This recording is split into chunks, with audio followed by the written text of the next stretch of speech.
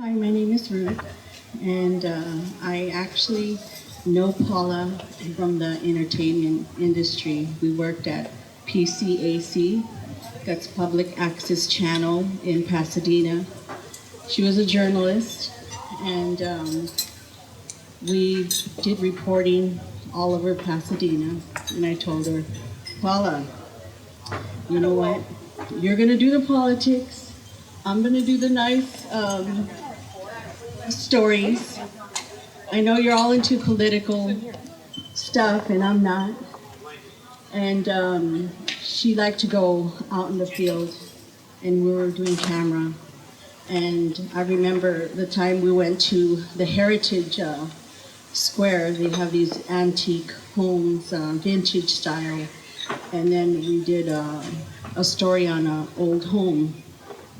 I had the camera. Paula did the interviews with all the people there. And she told me, Ruth, you gotta do the point of view. I said, okay, the point of view. So I got the camera. I stooped down to the crevice of the floor. I seen every crack, and she goes, Ruth, what are you doing? I didn't mean that point of view. I meant the point of view of all this nice, beautiful, antique home. You gotta get a shot of everything. I said, but we're actually restoring this house, so I have to go down to the floor. So I got the camera and I put it in between my legs, and she goes, Ruth, that is the funniest thing that I ever seen. So she goes, what are you doing? So I have the camera right here. And she goes, did you get that crack?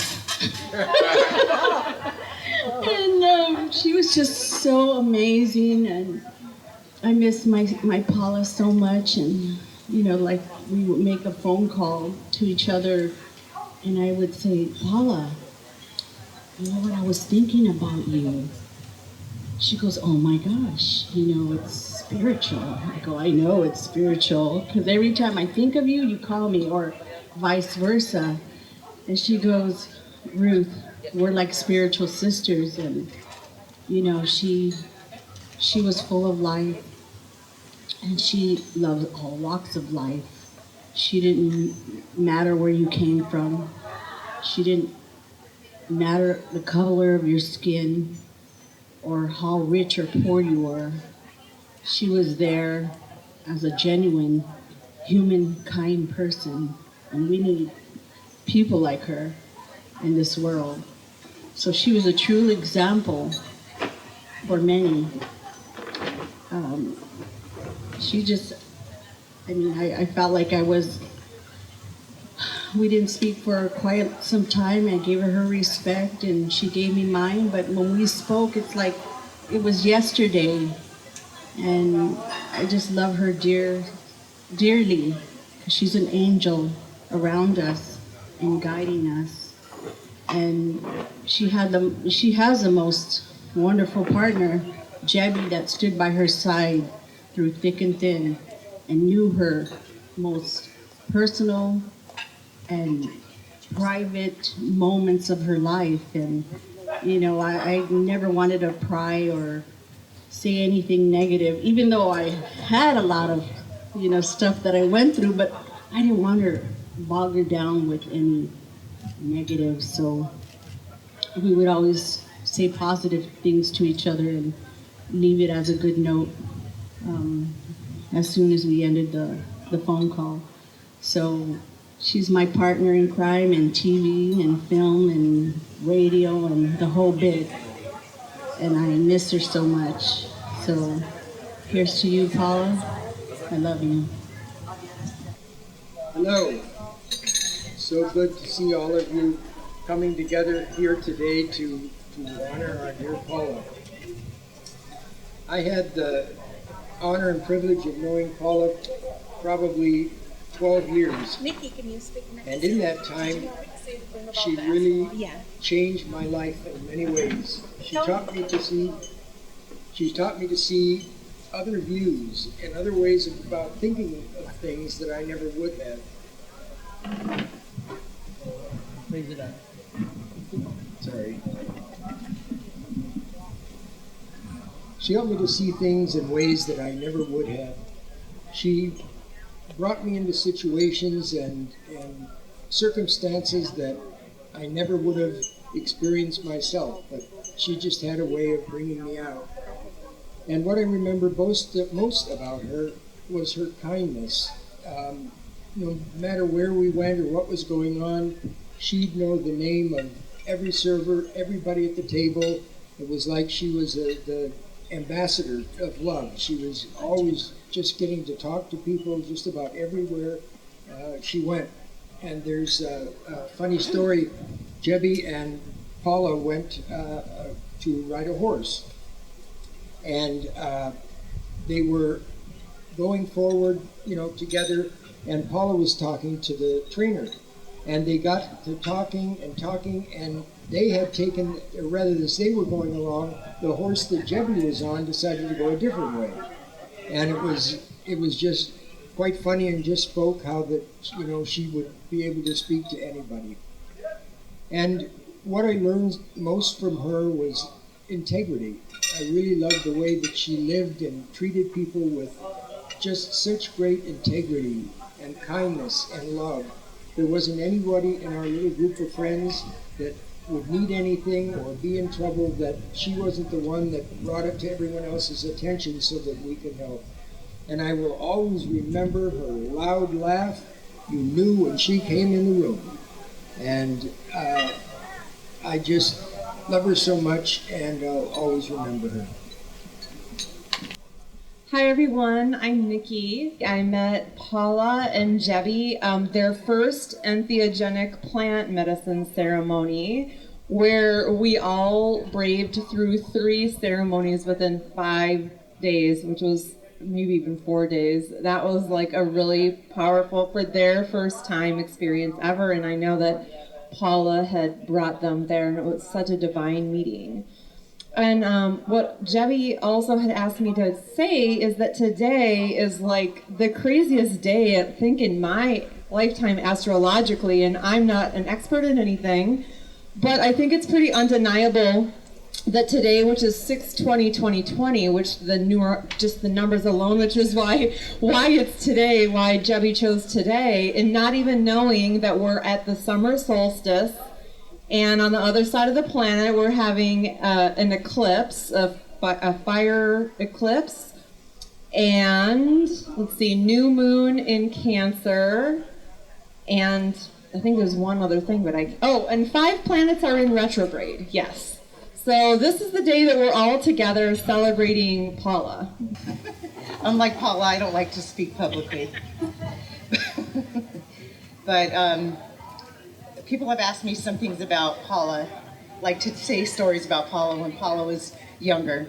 Paula was a girly girl. She loved to dress up when she was young, right, Connie? Paula always had a brush in her hand. You had to have that perfect hair going. If we were going to go to the toy store, she went right to the princess heels. Loved her princess heels. Going through this journey with Paula was very hard. I knew about Paula's diagnosis from the start, and she chose. I tried to take her one path, but like everybody knows, Paula has to do things Paula's way. And I just told her, please come to me when you need help, and I'm going to help you. And she did. I want to thank Dr. Chung, who treated her with so much respect and dignity that all patients need to have. Josias helped me, one of my dearest friends helped me with Paula. She came in and we gave her the care that she needed and deserved. I'm glad my sister's not in pain. If anybody knew really truly how strong of a woman she was, she endured pain that nobody should ever go through. For that reason alone, she's not in pain anymore, but I will miss her. No holidays will ever be the same. When we planned this day, I was like, oh, we're going to see Paula today. And we're not. So thank you, everybody, for coming. to celebrate my sister. She would really love this. Hi, my name is Kathy Chung, and I took care of Paula with Louisa and Nicole. And we saw Paula when she was sick. And we never see people when they're well as an oncologist. We always see them when they're sick. But you can tell a lot about a person, how they live, because of how they act when they're sick. And I will tell you that Paula was the most gracious woman I have ever known. You know, she would come into the clinic every day. She would joke around with all the other staff and ask them how they were, and was always so interested in what they had to do and how their lives were. And that tells you a lot, you know. Valerie was right. I could never tell Paula what to do. She was the captain of her ship and she wanted it done her way. But Jebby was always at her side and took care of her better than I could have ever. So thanks to Jebby for helping us to take care of Paula, because it couldn't have been done without you and without Valerie. And so we're so thankful that she crossed our paths, and we're so grateful to be here today. Thank you.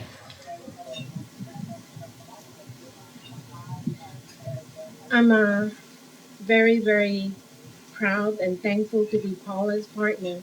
She's such a warrior, and she showed me a lot about decency in life, how she don't need to forgive a lot of people because she didn't even hold a grudge when things were done to her. And any stranger that she met, they become her friends like instantly. There's one time we went to a Christmas party, a birthday party. So I dropped her off and I went to look for parking. By the time I find parking and came there, she already knew a lot of people. And I say, have you known them? She said, no, we just met each other. And it's as if she has known them, you know, her whole lives. And she was a hit at the party and everybody's talking to her, and she made the party more lively, and that's who she is. You would meet her and thought that she's a long lost friend. And she's the bravest woman I know. And she didn't want to do a lot of pain medication, and we found a lot of alternate ways to do to manage her pain. And she could be in pain, crying a minute, the next minute she's on the phone helping somebody, talking about some trivial things in their life that they need help with. And I was thinking how ironic that is. She's just going through this big pain and she's on the phone the next 10 minutes helping somebody else. And she lived life her way, and she did it her way all the way. And you could advise her, but she always made up her mind and she knows what she wants. My name is Sybil, and I've known Paula and Jebby for quite a number of years. The most wonderful times we had together when we'd get together as a group with some friends at the coffee dinner. And we had the most amazing discussions ever. We saved the world in a couple of hours every single time. It was just amazing. And she will be missed. Terribly, terribly missed. In reality, I still feel her here. I feel her all the time. All the time I feel her here with us. I feel like she's looking out for everyone who's ever loved her or cared for her. And she was a very, very special lady. And I'm glad that I got to know her. You know, we had great talks, great discussions. It was just amazing the knowledge that that woman had. And I loved her, and I loved Jebby. We were like sisters, and we're family. We're family that we got to choose. And this turned out to be a very special, beautiful event. And I'm proud of you for putting it together. It took a lot of work. I know it took a lot of work. Thank you. When you hear that Jebby took good care of Paula, you have no idea what that means. She was with Paula 24/7. She stayed in the hospital. She went without sleep. She went without food. And had it not been for Jebby, Paula would not have survived as long as she did. She was there by her side. She'd need her back rubbed, or medicine or food, sometimes every 2 hours. And Jebby is the one that did that. She stayed in the hospital and took care of her beloved. And honestly and truly, there's no way she would have lasted as long as she did without Jebby. And I just wanted to say one thing. I had the occasion to speak to a medium yesterday. I know I take a large, but anyway, the medium said something about Jebby. He said that Paula, it's not just that Paula is thankful to her, but that Paula has relived and seen with her eyes and felt every single thing that Jebby did for her. And so I just wanted to say, I love you so much, Jebby, and I will always remember and be so incredibly inspired by the love that you showed Paula. And we remember, Jebby and I and Paula and Sybil used to always say that love is a verb. Words are just wind, but it's action, it's what you do, and you did that so well. Hey everybody, just wanted to say thank you to everybody for coming to my sister's memorial.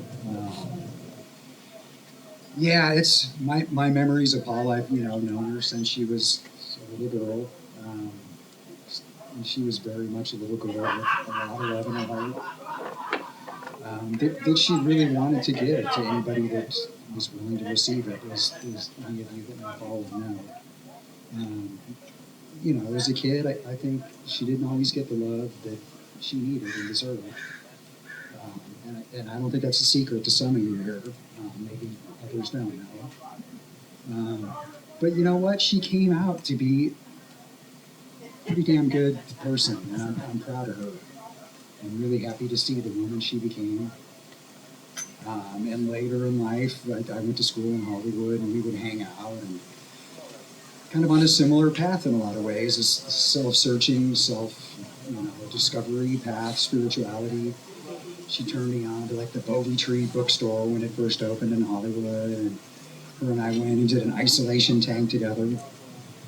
We never did any kind of like eating any kind of hallucinogenics or anything like that, but but hey, who knows? But yeah, I'm very proud of her, and I miss her, and I wasn't ready to let her go, and I'm still processing all of this. But I'm sure things are the way they're supposed to be. And I think we can just all count ourselves lucky that we got to have her in our lives. Well, hello everyone, I'm Joseph Pagano. For those of you who do not know me, Paula, Valerie, and myself all share the same parents, but we were not raised together. Life, circumstances, situations, Dad raised them and Mom raised me, and so we were not raised together as siblings should be. As we talk, everyone has snapshots and memories of your experience with Paula. I have my own. A handful of images go through my head through my younger years, snapshots, brief visits, brief somethings that I can't quite connect to who these women were. In high school, I don't know how it came about. Paul and Valerie were working at Don's Restaurant in Burbank. Anyone know that place? So there I got to see Paula, see Valerie as they were working there. I met a great friend of theirs, Joe, that was a great friend of theirs and a father figure practically for years. Paula's graduations, I got to see her graduate from high school, and we had some family get-together there, but the visits, the interactions, the sibling, the connection was very intermittent. That continued through our adult lives. I went to the military, we traded old snail mail, phone calls, texts, and occasional visits. I learned, like many have, about a year ago, Paula's condition, and we've had a handful of conversations. I don't feel like anything is unsaid, but I'm going to totally miss this woman in my life, my sister, my eldest sister. Valerie's still here? Christmas. Talk to you then. Okay. So everyone, Jabby, I honestly think deserves a huge round of applause because the care and the love, the friendship, the partnership, you guys were one in a spiritual sense, and I'm happy that since Paula has left this plane, you've had connection to her still. Please tell her I love her, and please tell her that we all miss her very much. For all the other friends and family, all the contributions, all the love, the conversations, the memories, keep them alive. And I do not know if I'm the last one to talk, I hope not, but make sure the simple things we all remember, we all have to think about. Make sure you tell the person you're with how much you love them. Tomorrow's not guaranteed. Call mom, call dad, call siblings, call kids, whatever it takes. Say I love you. Don't put anything to rest that should be unsaid. With that, when this ends, have a beautiful day. Have a beautiful life as we remember our sweet and loving Paula. Being with Paula's so close all these years, I couldn't have done it without her being. I can't imagine her being not in this world.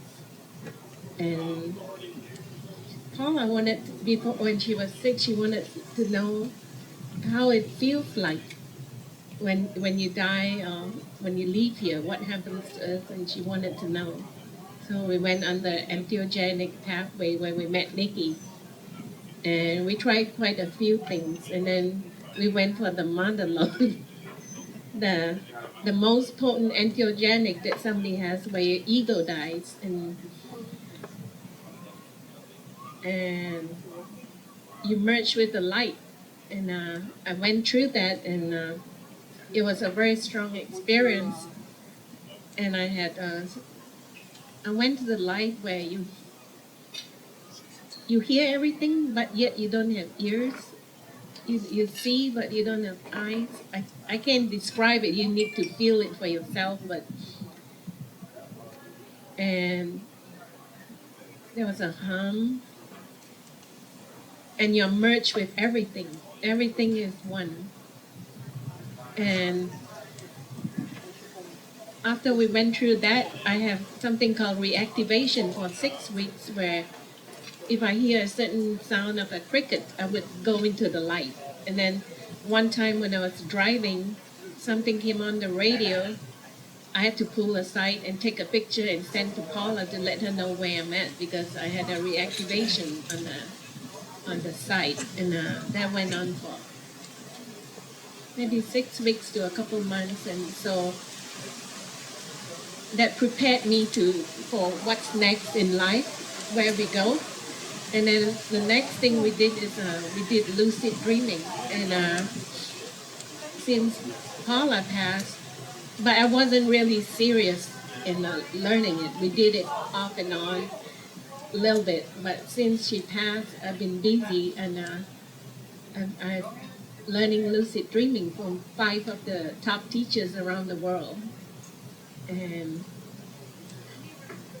I've been doing lucid dreaming, and I've been meeting Paula and having communication with her and contacting her. And I thought it might be my imagination that this could happen. And then now I'm finding out that a lot of people are doing this, and it is a real thing. And I took a class of survivorship that Sandy told me about from Rhine Institute, and I learned so much about survivorship, that we do survive beyond death. And like when I was crying and speaking to Sybil and driving aimlessly, I end up on a road called Paula and Marine. And I've never seen that road before. It was her name, and Marine is the first 3 letters, M-A-R of Marine, and I-N-E is the last 3 letters from Christine, her 2 middle names. And I know that's her. And then I would walk around the neighborhood in her favorite house, pushing guys on their stroller. And there was a car parked there, a white Tesla, which is her favorite car. And that Tesla had a sticker that said Meta, and that's our family name. and that car's gone. I seen it, and then now it's gone. So I know there was a message from Paula. She said if she need to hide something from me, she need to put it right in the middle, because the most obvious and what's in front of me I can't see. So she has to give me really signs that you could see from multiple angles, like her car, our name, and the white color that she likes. And I still believe she's still around. I still believe she's with me. And when we leave here, I know I'll be with her. And that's all I have to say. That she's still with me and she's still with us. Whole story about Paula and me. I was in the hospital and I was sick. And Paula came up to the hospital every day to see me. And Paula liked adventure, okay? And she liked all the different religions. And at that time she was doing, I think it was called the dojo or something like that. And she wanted to give me light. She wanted to give me light. And I'm like, oh my God, you know? And I said, please, okay, you can give me light, but please don't chant. Please don't do that, okay? They're going to think we're all crazy in here. And when she was giving me this, okay, the doctor came in and said, what are you doing? I said, she's giving me light, don't worry about it. He goes, well, that won't work, okay? But I went through that when I was going to medical school. But she was there every day, every day, every day. And she stayed with me for hours when I was sick. And I love Paula, and I miss her. And I didn't see her too much, okay, the last months, but I love Paula. And we were very, very close, you know, for a long time.